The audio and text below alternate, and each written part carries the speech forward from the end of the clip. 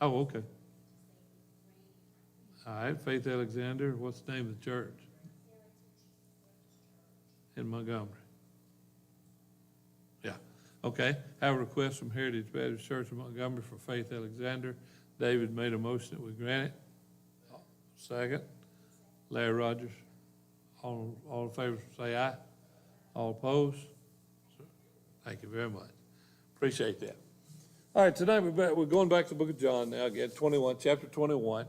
And I'm amazed at how God's worked it out to where it just came along. Easter time, we had the story of the crucifixion and resurrection. And now we come to right after the resurrection and events afterwards. And that, honestly, I've said it, but I know you might be a little questioning on that, but it was totally not my doing. I'm so thankful to see. To me, it's just a sign of God's blessing on what we're doing. John chapter 21, verse 1. We're going to talk about the events that happened over at Tiberias. Davine and I were privileged to spend a couple of nights in Tiberias, right there on the side of the Sea of Galilee when we were over there a few years ago, and it's a beautiful town. In fact, I was talking to somebody the other day. We was talking about I was talking to the nurse who did my infusion yesterday. We were talking about the difference in cultures and societies and so forth. She's going to Japan, and it's amazing how different it is when you leave America, no matter where you go. There's a lot of places that are, we call it westernized, which means makes you think of America. Tiberias today is one of those towns, one of those cities. It's westernized to a big extent. There's even, Davine and I were so excited to find it, there's even a McDonald's right there on the shore of the Sea of Galilee. We were so tickled to death. There it was. We were finally going to get us a good hamburger, some French fries, and all that good stuff. Don't think so. They make them according to what they're allowed to make them there. And over there, you cannot mix meat and dairy products, meaning you cannot have a cheeseburger. All right? So even if you have a hamburger, which is ground up, meat, all right? That sounds good, right? What can you do to mess that up? I don't know, but you put some kind of old green stuff in there is what's got in it. And it's the same green stuff they put in everything over there. So it wasn't a McDonald's hamburger, although it come under the golden arches.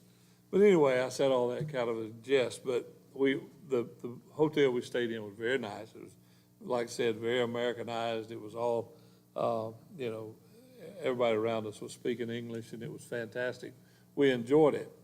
But it reminded me of this very story. This is where Jesus was in chapter 21. It's where the disciples had gone to. And if you come down from our hotel, which was right there on the banks of the Sea of Galilee, that's where you come down, and there's a big plank landing all around it there. And it's just gorgeous, really. It's just pretty as it can be. But right there on that bank where Tiberias is located, you can see all the way across the Sea of Galilee. You can look to the left, and you can see where the Sea of Galilee comes up near to Capernaum, and then you look on down here that goes on down to the Dead Sea this way. So I'm just giving you an image to get you geographically where we're going. We're sitting with Jesus now on the shore of the Sea of Galilee, and the story, it's got a lot of deep meaning that I'd love to spend a lot of time with, and we'll see how it goes. But in chapter 21, John chapter 21, we'll pick up with verse 1. John chapter 21 and verse 1. Now, when we read the Bible, it says after these things. That means all of the stuff that's gone before, all of the things that Jesus has taught these disciples, and all of the things that they've seen. Jesus has been crucified. He rose again. He has appeared to the disciples in behind closed doors without the door being opened. He's just appeared there. All of that has happened. And now some time has passed. And in chapter 21, starting in verse 1, it kind of becomes a culmination, if you will, of the whole Gospel of John. After these things, Jesus showed himself again to the disciples at the Sea of Tiberias, and on this wise showed he himself. There were together Simon Peter and Thomas, called Didymus, and Nathanael of Cana in Galilee, and the sons of Zebedee, and 2 other of his disciples. Simon Peter saith unto them, I go a fishing. They said to him, we also go with thee. They went forth and entered into a ship immediately, and that night they caught nothing. Most of you, like me, can relate to that kind of a fishing trip. This is happening, of course, as I said, well after the resurrection. We don't know how many days had gone by. Don't know how long had gone by. Simon Peter got bored. He got tired of hanging around. He didn't know what he was going to do. And so what do? You go back to what you're familiar with. Peter just got ready to go fishing. And so he said, hey, boys, I'm going fishing. The rest of them said, we're going with you. Let's go. Dig us some worms. Let's take off. But the correlation here, I really think what John, by the inspiration of God, is trying to do in chapter 21, in this story particularly, is trying to help us see where we are in our world today, okay? To me, it just fits like a glove into Jesus trying to teach not only those disciples, but to teach the church of today, we disciples, trying to show us what it's all about. Jesus relates to his servants as they toil in this old world today, trying. You remember at the very beginning of the calling of the disciples, when Jesus called the disciples at the first, what were they doing then? They was fishing, right? Remember that? They was fishing. And so now here he is at the same situation. I mean, it's fruitless fishing. They're just doing it. I don't think for a minute, these guys knew what they're doing. They were doing everything they could to catch fish. They knew how to go out in the ship. They knew how to go out there and so forth. They knew exactly how to dip those oars quietly in the water to get the ship where they needed it to be. They knew exactly how to put that net out to catch the most fish. They were doing everything right, but they weren't catching anything. It was just total empty, nothing. While Jesus is over there on the shore. Did they know it? No. Could they see him? No. They didn't have any idea that Jesus was over there on the shore watching everything they were doing. Not only was he watching, but he was feeling, he was internalizing, he was seeing the effort they were putting forth. What could Jesus have done? Could he have just filled their nets up with fish right quick? Surely he could, no doubt about it. He could have put them in the boat for him if he'd have wanted to, right then, right there. And they would have never known he was there. And so what I think is that we need to look at this story, or I do, and I see it as being the story. Y'all have to excuse me, this voice is going. But I see this story as helping us to see in the world we live in today. You remember that old song about Peter, James, and John in the fishing boat? Fished all night and they didn't catch anything. That's telling me that sometimes we feel that way while we're toiling here on this old earth. I know as a pastor sometimes I do, but sometimes it gets frustrating because you think, well, where's Christ? Where's Christ? What's going on? Could he not bring us a great harvest? We pray for a great revival. We sing for a great revival. At this point in time, so much has happened. These disciples are confused. They're not sure of what direction to go or what actually their marching orders are or what Christ really wants them to do. But yet here is Jesus. He had already appeared to them through closed doors, so they know, Let me make something clear here. We talk about Jesus is coming again, okay? And he is. He's coming again. He's going to split the eastern sky, and he's going to with a great shout, and there's going to be the rapture of the church. But today, right now, Jesus, if he wants to, he's back and forth from the earth to heaven anytime he wants to be there, all right? So that's what this kind of shows me on the one hand. It's that the event of the rapture is Jesus is all over the place, all right? Anytime he wants to be, wherever he wants to be. So when you cry out Jesus and you call out for Christ, he's there, all right? Don't ever think because you can't see him over there on the shore while you're out here rowing and fishing as hard as you can and you're frustrated and nothing's happening like you want it to, you think, God, why? Why don't you go ahead and fill my nets? Why don't you encourage me? Why don't you do something? Well, Jesus is watching. How long did he watch? All night. I mean, literally. They fished, the Bible said they fished all night long in vain. What's going on? Well, I tell you what's going on. Jesus is letting them toil. He's letting them get ready. He's sort of like, a dad when he's trying to teach his young man a lesson. There's so many things he could do to help him, but he has to let him experience it for himself. And I think that's what Jesus was doing. He was letting them get frustrated, letting them get like, well, what in the world? Why can't we do this? And when this happens, now it's time for Jesus to step in. The sun is about to come up. It's about time for the morning to rise. Now get the picture because it's going to be important. It's about time for the sun to rise. It's about time for the new day to dawn. And the church is in the boat, working hard, giving it all they got, and nothing's happening. I don't know about you, but sometimes I kind of feel that way. Sometimes I do. I get frustrated sometimes because I see the evil in our society. I see the evil all around the world. I mean, all this shooting and killing and stuff that makes absolutely no sense whatsoever in the world. And then I'll hear a little outbreak of some revival over here and something happening over there, or a church that's really doing good over yonder. And I'll think, God, look now, we're doing the best we know how. We're doing all we can do, all we feel like we can do. We've studied, we've tried, we've watched other folks. We're doing all we know how. I think Jesus is illustrating to us, the church, in this story. I'm there, I see you, I'm watching you, I'm right there with you. Don't give up. Don't give up. Give out if you have to, but don't give up. Hang in there. So here's what the disciples had done. Imagine with me, if you will, that you're the disciples. All right, you've gotten out in your boat and you rowed out there into the middle of the Sea of Galilee. You put out your nets as quietly and gently and easily as you know how. Every technique you knew how to use. Evening time as the sun went down and it started to get cool in the evening. Best time to catch fish, but they're catching nothing. Everything they knew how to do is not working. And like me on a lot of my fishing trips, all I've got is an empty gut and a wet.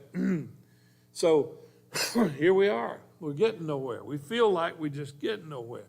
The church toils in that kind of a restless, cold world. And after a few hours, you get cold, you get tired, you get ready to just say, Lord, I'm gonna give up. Let me tell you something that I know, okay? I've been pastoring a long time. I've been around other pastors a long time. The primary, I won't say the only, but the primary job of the church is fishing, okay? Reaching people for Christ. When Jesus called these disciples, they were fishing originally. And what did he say? I'm going to make you fishers of men, all right? Now they're fishing. And in the same way, he's going to them and saying, okay, guys, I want to show you something. I want to teach you something. John wanted us to see, I think, that we need to get our focus where our focus needs to be. We need to be reaching people for Jesus. You don't know what's happening in your life any more than I do. Sometimes when we're doing the best we know how. We're casting our nets, we're helping folks, we're witnessing to folks, we're trying our best to live our lives and show folks how much Jesus loves them because we love them and all of that. And so Jesus has told them, the story back over in Mark where he said, come on, I'm going to make you fishers of men, is really true. When you're out there doing all of these things, it's working. You said, nah, I don't. Yes, it is. Yes, it is. I see it too often. I know that it is. evangelism or outreach to the community around us is not just part of what we do as a church. It should be the primary focus of what we do. Yeah, we'll have a crawfish boil, okay? Let's invite everybody. Let's say, y'all come, okay? Let's ask our friends. Let's ask our lost neighbors. Let's ask our lost family members or our unchurched family members or our folks that look like they hate the Lord. And, let's say, y'all come. I have people sometimes they'll say, well, this is just a church event, right? Yeah, that means that we're trying to reach folks for Christ, no matter what it is. Even if it's the fundraiser we did not long ago, the fish fry, it's all about reaching people for Jesus. It's hard work, and you don't know what effect that might have had anywhere on somebody. You don't know what fish might have been caught through those events. And so you get people to come, and they come, and they leave, and they don't accept Christ. And you're like, well, that is in vain. No, it wasn't. No, it wasn't in vain. Jesus is watching from the shore. Jesus is watching. He sees everything we're doing. We're constantly to be fishing for men. No matter how tired we are, no matter how cold the night is, no matter what it costs, no matter what it takes, it's our job to show Jesus Christ to the folks around us. Fishing's hard work. Evangelism is hard work. It takes a intentional effort. It takes an intentional effort for us to try to reach people for Jesus. It's not just going to happen accidentally. We're to constantly be trying to show people the way to Christ. We may not always be so obvious with it. Sometimes that's the way you reach them. You catch them off guard. Sometimes you reach them because they see some little something or they hear a little something. I think what Jesus was trying to show those disciples is one thing he tries to show us all the time. Without him, we can do what? Nothing. That means nothing of eternal consequence. Oh yeah, we can do a lot of stuff. We can spin our wheels. I saw a show that North something law, whatever it was, it comes on TV every once in a while. And boy, them old boys were stuck last night. Did y'all see that? Them old boys were stuck when them game wardens come along, and the game warden couldn't even pull them out. This world is full of folks just like that. They're just sitting out there spinning their wheels. There's churches like that. They're just spinning their wheels, and they're getting nowhere. They're doing nothing, it seems. Listen, everything we do as we cast our nets out for folks who need Jesus is seen by Christ on the shore.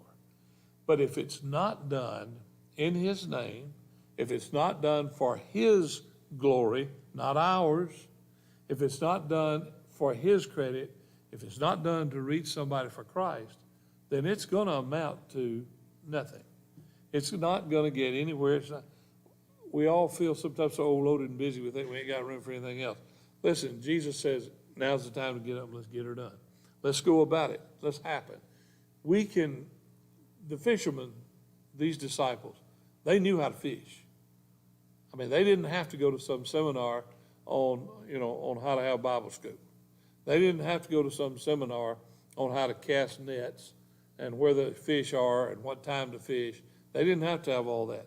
They knew how to do it, and they was doing it the right way. They were doing it the best way.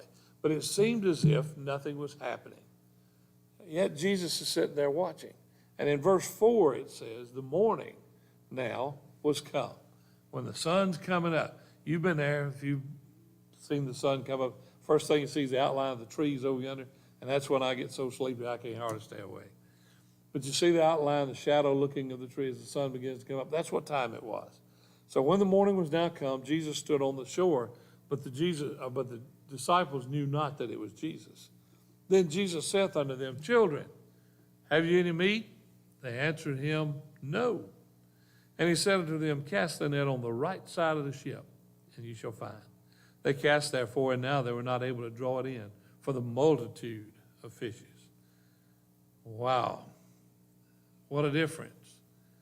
All night they did it under their own power. All night they did it because they didn't know what else to do. All night they did it because they didn't know where to go. on their own selves, in their own way. They were doing all they knew how, but they were getting nowhere. Now Jesus said, do it this way. And their nets were so full they couldn't pull them in. The idea to me, as I look at that, is as Jesus is telling these old boys, be honest, all right, be honest. It's not going to hurt God's feelings if you go to him in the dark of the night and say, God, I'm sorry. I'm frustrated. Nothing seems to be going right. I can't tell you how many times as a pastor I've gone to Christ and said, Lord, I'm frustrated. What's going on? You know, people are leaving faster than they're coming. They're dying faster than they're joining. You know, what's going on, Lord? What do I need to do? Is it something I'm doing or not doing? And it's all the time I know what Jesus has said. He said, apart from me, you can do nothing. All I can do is keep fishing. All I can do is keep on trying. All I can do is listen for the voice of Christ. Listen with my heart. What's Jesus got to say? What's he telling me to do? So as the sun came up, kind of blushing the eastern sky and letting the sun kind of rise and the warmth of the sun begin to reach them. In fact, excuse me, all night long, Jesus has seen everything they're doing. Every time they cast the nets, every time they pull them in. He's seen it all. But now he's ready to move. Now he's ready to get it done. To their credit, these old boys were honest. Remember what I said? Don't be afraid to tell God how you really feel. No, Jesus, we're not catching anything. We'll throw your net the other way. Now see what happens. In verse 7, therefore that disciple whom Jesus loved saith unto Peter, it is the Lord. Now when Simon Peter heard that it was the Lord, he took his coat off. He took his outer garment off and cast it, for he was naked. I don't know if he really was that, I guess, maybe so, and jumped off into the sea. In other words, old Peter, he was just what Peter's always been. He did a cannonball right over the side of the ship into the water because he's ready to go see Jesus, to flip with all this fishing. I'm through with this, man. That's Jesus. I got to go see Jesus. I got to go see what he's up to. How did they know it was Jesus? The same way, listen to me, the same way we know. The same way that you know in your personal life, that I know as a pastor in our church life, and you too. The same way we know when something is being done in our life, in our church, that is really to God's pleasure. How do we know it? Watch what he does. Watch what his reaction is, okay? Sometimes God's got to break these old clay pots because we'll get an ego too big for our own selves. We'll get to thinking, boy, I'm doing this and I'm really good and I'm great and I'm fantastic and I can do it all. Look what I'm doing. And that happens to pastors just like it does to individuals. Don't let that happen to you, because if it does, God's going to have to break you of it. We're living in a world today that probably, in my opinion, and I know that people said this in ages past, but boy, oh boy, I don't see how you can keep from saying it. This world is the biggest catastrophe right now that I believe it's ever seen. I know there's been hard times before, but I also know that right in the middle of it, God is calling his people to serve him. God's calling his people. He's saying, come on, guys, let's keep it going now. One of the greatest things about the gospel is it brings us face to face with reality. It really does. What are you doing with Jesus, who is the Christ? What a question. And it bears an answer, but boy, sometimes that answer is not easy. When we come to face-to-face reality with what's happening in the world today, you have got to admit evil all around. Evil permeates from the core all the way out to our society, and it's growing every day. It's growing. So what is Jesus telling us? Be honest. Look around. Be honest with what's happening in your life. Be honest with what's happening in your family, what's happening among your friends, in the world that you live in, what's happening in your little world. And then when you do that, ask God to come into that situation. And make yourself available. Ask God, what can I do? Where can I minister? What can I do that's going to help reach some of these folks, some of these kids who's not getting fed, some of these kids who don't have a clue who Jesus is, living in Reform, Alabama, some of these kids in my own family who don't have a clue who Jesus is. Lord, what can I do? How can you use me? Where can I cast my net that I might be able to serve you, that I might be able to reach them for Christ? What Jesus asked the guys was a legitimate question. What have you caught? Nothing. Jesus said, okay, then do it this way. Try something else. Try something different. Reach a different way. Jesus sanctified their failure because they accepted it, they admitted it, and then when they were ready to do whatever, then Jesus told them what to do. And he went about to completely, beautifully, wonderfully bless what they were doing. All right, so look at what it says then. In verse 6, it says, cast it on the right side. It came back full. I want you to notice something about verse 6. It says at the end of verse 6, they cast therefore, and now the net's broke. So what it said? Come on now. I'm not reading out of some strange version. I'm just saying that to get you to look at it carefully. What does it say? It says they couldn't pull them in. The net didn't break, did it? The net's still intact. The net's still. What does that say to you? It says to me, whatever God calls you to do, however God calls you to do it, he gives you something that's strong enough and bad enough to get it done, okay? The supply of God to get it done is always going to be there. It's always going to be there. God is always going to supply. I have watched as our church has done different things over the years. And boy, it's easy for me to tell when what we're doing is in correlation with God, because he responds every time. He responds with blessings every time. That net didn't break. Why? Because God's resources are never overstrained. If God tells you to do something, whether it's an individual or a church, he's going to give you what you need to get it done. And your nets are not going to break, okay? He's going to see to it. You may not be physically able to handle all that he's got going on, but he's going to bless you, and he's going to give you everything you need. No one, no group of anyone's are beyond the power or the scope of God that his grace can't reach, that his power can't fulfill, that he can't make it happen. Give him a shot. Give him a chance. Follow him. There's a real air about what happens next, okay? Let's get the lesson. So get on to verse 8. The other disciples came into the little ship. They brought the little boat in, and they wasn't far from land. It says it was only about 200 cubits. And they dragged the nets in. They didn't get them in the boat.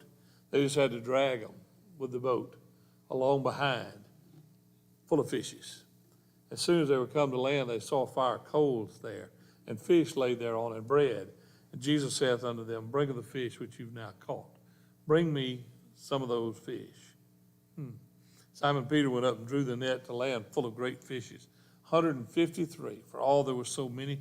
Yet, there we go, yet was not the net broken. Amazing. I mean, they'd never seen anything like that.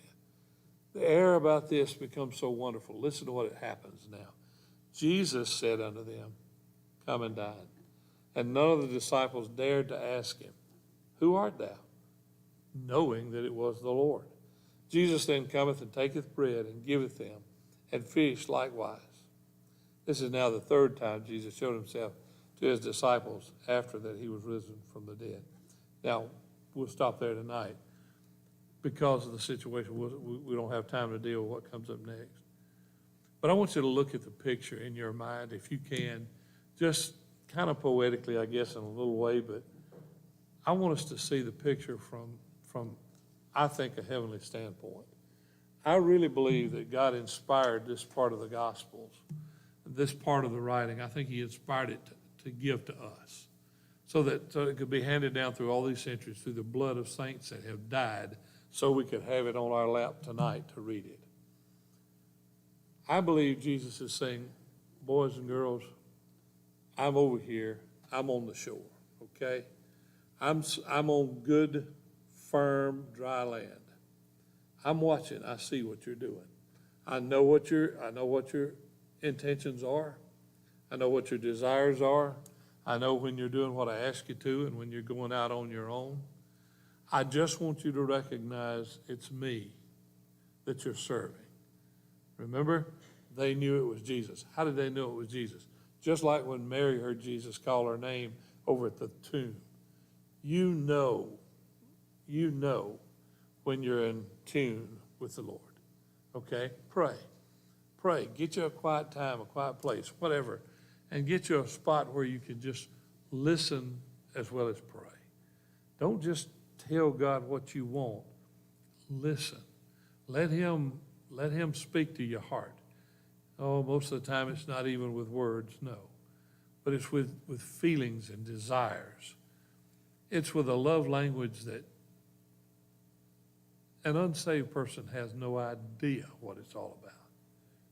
But if you know Christ, you know that feeling when Jesus is there and you're communing with him, and you know when you're responding properly, and you know when you're giving him what he's requiring, what he's asking for. He's on the shore. Where? Heaven's shore. He's there, okay? He's there. Yes, we're out here on the cold, rough, windy, frustrating, dark sea of life. Sometimes I feel that, don't you? Sometimes I can just feel it all around me as I shiver from it. And I think, God, how much longer? How much longer are you going to hesitate before you pull in the nets? How much longer before that sun's going to come up and Christ is going to appear in that eastern sky and the sun, S-O-N, is going to warm again this old earth and bring us home? I've felt like the disciples a lot of times. And I know you probably have too, whether you realize it or not. Been in situations where it was just that frustrating, or it was just that cold, or it was just that dark. Sometimes even stormy and fearsome, and you're afraid. But Jesus says, here I am, boys. Hey, look over here. I'm here. You've never really lived until you've lived with heaven in view, okay? You've never lived until you've lived with heaven in view, knowing the things that seem to be realities on this earth are just shadows. Shadows that include evil as well as good, that include glimpses of light, but glimpses of darkness. It's a confusing place to be sometimes. It's a frustrating place to be most all the time. And sometimes it's a cold and uninviting place to be. But when we live for Christ and we really open our heart and say, Jesus, I'm living for you no matter what. No matter what. It sent a cold chill up my spine when yesterday afternoon I was watching the news for a minute and I heard them say, China says we're ready to fight. That's fearsome to me. I didn't say I was afraid. I said that's fearsome because we don't know what's next. We don't know what's next. But I do know one thing. I do know that there's nobody, no human being that I can trust to take care of us, to see us through it. Nobody. But I can look right over yonder on that shore and right on the shoreline that's seeing everything that's going on. He sees every cast I make. He hears every prayer I pray. And I know it's the Lord. John said, it's the Lord. And old Peter belly flopped in the water to get there. It's the Lord. It's all about him. It's all about what he wants us to do. Lord, help us to learn how to rest and depend on him. As a church, I can't do it enough to call us to that kind of service, that kind of dedication, that kind of commitment. Folks, it's not about me. I can be here today and gone tomorrow, and so what? Somebody else will carry on. But it's about Christ. It's about his work. It's about what he wants done here and now in this old world we're living in. Let's do it. Any questions? All right, next Wednesday night, God willing, we'll pick up there where we see old Peter get asked that question, do you love me? That's a great story. That's a great story. All right, anything else? All right, God bless you. Let's stand. Ken, would you dismiss with a word of prayer with? Glad you're doing good.